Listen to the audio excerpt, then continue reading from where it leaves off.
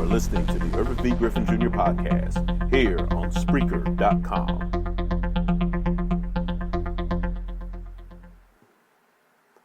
Hey, this is Irvin V. Griffin Jr.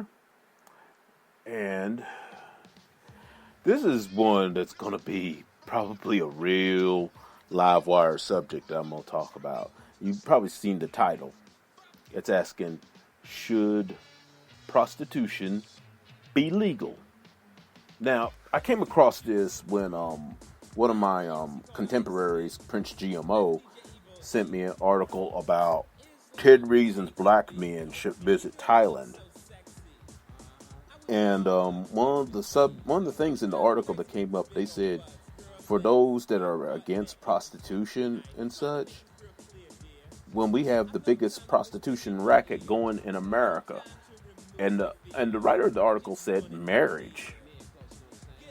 And really, if you think about it, that's the only reason dudes a lot of times I think even get married, because if they could get it without getting married, oh, you don't think we wouldn't do it? But that's a whole nother subject. But I'm going to answer back on question right away. Should it be legal? If it's agreeable in the area that you're wanting and there's something to be arranged, I say, why not? For one thing, people say, oh, prostitution is so filthy, it's so amoral, it's against Christian values. I'll be like, look, do you realize how many church-going people are sleeping with hookers right now, including the pastor? Please. Number one. Number two, think about it. If you had legalized brothels in your area, especially if you have a prostitution problem, if you had legalized brothels that were like sanctioned, where they're taxed, and where it was mandatory to get STD checks and all that stuff, if you had places like that where consenting adults, I do stress adults, minimum 18 and older, consenting adults decide to do this, and it's out of the range of school districts or local neighborhoods that don't want it there, I would say put it out somewhere where there's no houses within a certain radius, there's no schools within a certain radius, there's no churches with a certain radius. And if you did that, why not? As long as it's between two consenting adults. And another side benefit is you can at least get the street prostitution off the street. Now, street prostitution, I'm definitely not with, because it's not only dangerous for the guy, and there's women too that go out looking for prostitutes. I know it's obviously, it's usually men looking for sex from women, but there's women that do it too. I'm sure there's gay people that do it too. But if you took it off the streets and put it in a legalized place like that, the street crime, which one of the more significant ones is prostitution, the street crime would probably go down. And for those that's going to play the moral card, I'm like this. If you're totally against prostitution, them legalizing it isn't going to change your viewpoint. And people ain't going to all of a sudden go, oh, we can go here and pay for sex. Yay. No. If they already weren't thinking about it, they're not going to think about it if it was made legal. The ones that are doing it on the streets, now they have a legal and safe environment to do it in. And I ain't going to lie, I never really went there, but I thought about it a couple of times. I just never went there, but I thought about it. I'm not gonna front. But and plus if you do it in that way, I just feel that there's nothing wrong with that. And this is coming from a guy that came from a Christian background.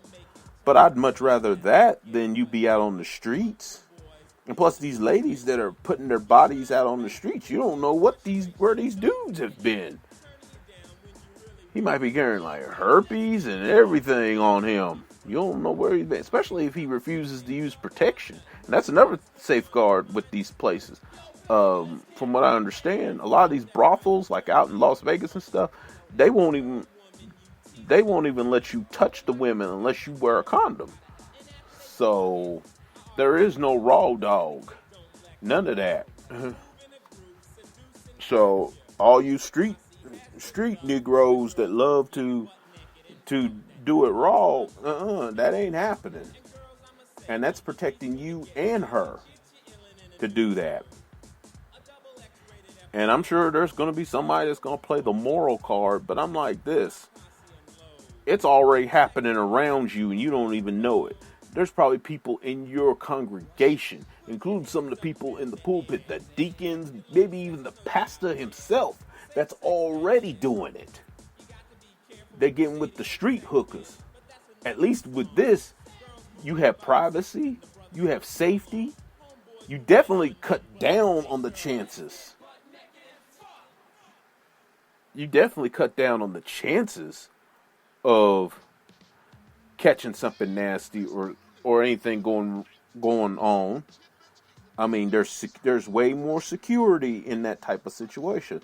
So I guess overall, I'm saying yes, it should be legalized. Now, whether the area you live will go for it, that's another story. Now, I do think it does need to be away from neighborhoods and school areas. You know, maybe out somewhere, not too far out, but out of the range of those type of, and churches. I do think that needs to be done. I do agree with that. Because I don't want no whorehouses down the street from me. At the same time, I'm like this, like I said, as long as everybody's over 18 and they cool with it, let them do what they got to do.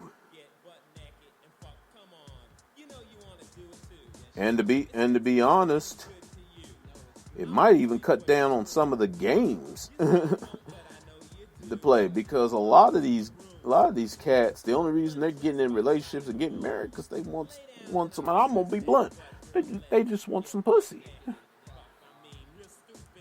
If they know this option is available, the women that want to be married and everything might not play as many games.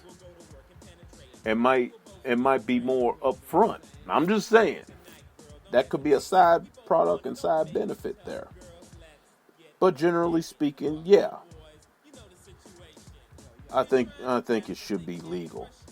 And if you have the strong moral fiber of being against it, your views are not going to change if it becomes legalized. And no, the whole world is not going to go there. People who ain't thought about it at all are not going to care. And it might even bring your state or local economy some money, especially if you tax it, which you would have to. So I say, why not? Anyway, tell me what you think down in the comment section on this, because this will be up on YouTube under Irvin Griffin, aka Mr. Griffin. Of course, I'm found on Twitter with the handle of Griff Phoenix. And, of course, this Spreaker podcast you can download as under the Irvin V. Griffin Jr. podcast. Anyway, got to get back to work and pay some bills. I'm out. I'm Irvin V. Griffin Jr. You have a nice day, folks.